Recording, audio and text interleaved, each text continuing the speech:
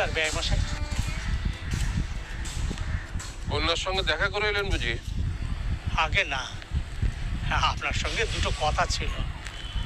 আমি নিরুকে কয়েকদিনের জন্যে। আমি এখন ব্যস্ত আছি।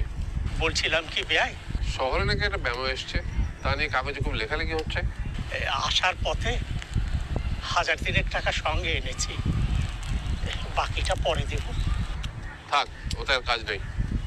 তাহলে কি নিরুকে নিয়ে যেতে পারবো না? আপাতত না।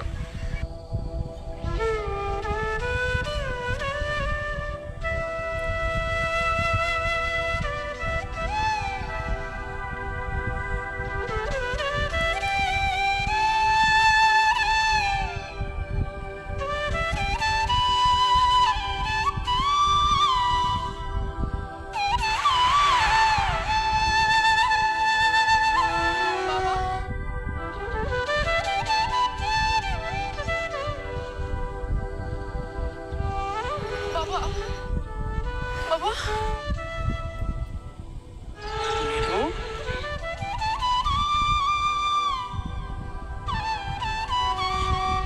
বাবা, তুমি যদি আমার শ্বশুরকে আর 1 পয়সা দাও তাহলে আর তোমার মেয়ের মুখ দেখতে পাবে না।